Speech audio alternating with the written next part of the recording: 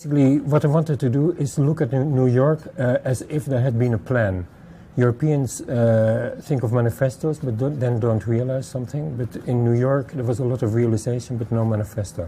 Everything starts with a grid, and so anyone thinking about New York has to think about the implications of the grid.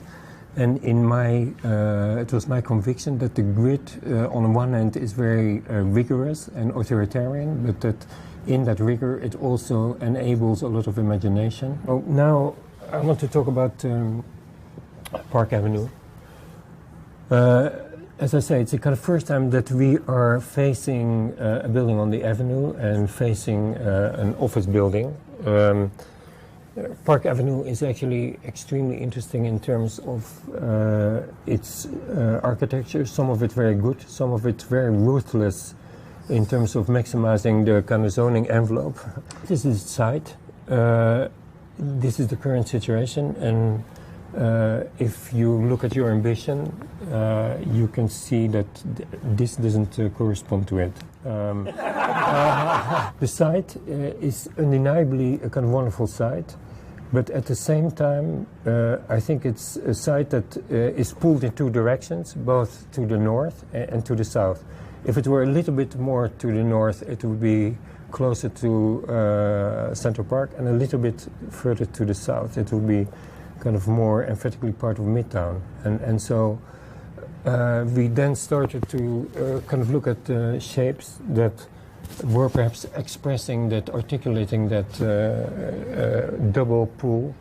We actually kind of proposed that the building could consist of three cubes. You see number 1, number 2, and number 3. That would be kind of rotated 45 degrees towards each other. So the bottom cube is kind of basically on Park Avenue and off Park Avenue. Then the middle one is half rotated, and the top one rotates in the two directions. Here you see the scale. It also gives a kind of certain refinement. It follows the kind of pyramidal archetype of New York. But because of the rotation, it's not so predictable, and it in its volume alone offers a kind of pleasing delicacy in spite of its size. Here you see the effect kind of simply with light. Therefore, in the vertical section, you have kind of even light, but every time in the in-between sections, you see the kind of shading. Almost as if there's a kind of corkscrew movement of the entire building. I will simply show you kind of very quickly a journey around the building to show how something which is actually very simple has a very surprising amount of kind of different silhouettes. So basically it's all kind of standardized elements and standardized details. But what that implies is that basically, and here you see the kind of thing in foreshortened, it means that basically here you see the kind of warped effect based on the same standardized elements. But here you see the effect of it would be that you have a kind of smooth part and then slightly kind of three-dimensional, so it almost looks like scales, and then smooth, and then kind of scales again. Here you see how it would look from the south, and you see it's kind of building that by having this, it's not only kind of addressing Park Avenue, but actually also the major intersection at 57th Street, and therefore almost as if it is stepping out of line, even though it's strictly staying in line. And then I want to end my part of the kind of presentation with the building here inside New York, obviously kind of very good and to some extent conventional neighbor, but with kind of sufficient difference to not only be remarked, but also to play a positive role of introducing something new after a very long time in New York. In essence, what we try to do, we try to, and I kind of wrote it in text, it's a kind of diagram at the same time of beauty and of efficiency. Yeah? So we try to combine and be as close as possible on both scales. Slendon is first. This is the building as it is. And this is the building also as it is. There are two ways of making it taller. One is to proportionally stretch it. And the second one that we explored is to essentially leave the lower part, the lower, let's say 80%, and to make the top part taller. And we don't know exactly what we prefer, but therefore I want to share with you a number of comparisons. So every time on the left you see the building as it was. In the middle you see the stretched version, and on the right you see the version where only the top part is taller. And I put my cards on the table. I actually thought the low version was extremely beautiful because it has a kind of coiled energy and as if it wants to be released.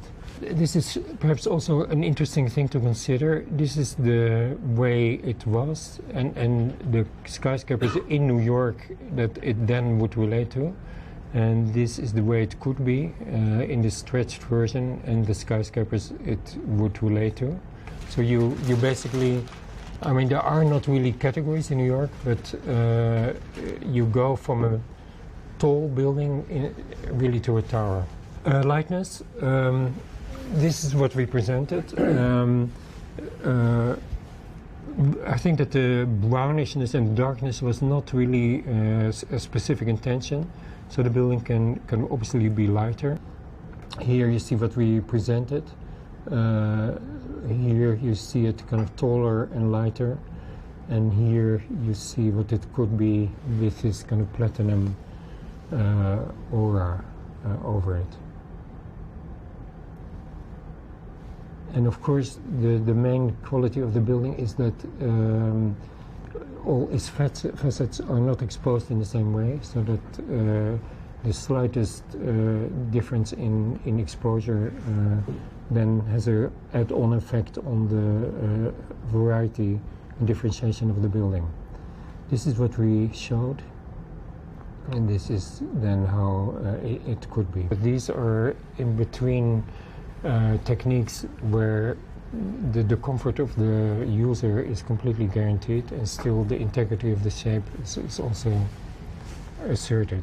And I like the ambiguity of material that it also introduces. What I find beautiful about this section of Park Avenue, that it is commercial, but it also has a gravitas and a kind of civic, at least, sense. What we decided to do is to cut the remaining part of the existing building, to cut it loose of the cores, and to create a kind of zone in between, a kind of atrium zone in between, which in our view has the exciting consequence that both the top and the bottom are connected by a kind of public entity.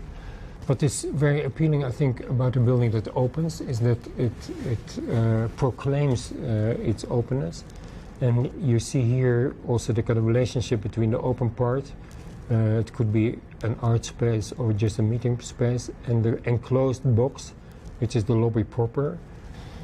Here you see that slot, kind of basically it will have traffic going from the existing building into the core. And there you see that actually the slot itself is also a feature for the building as a whole.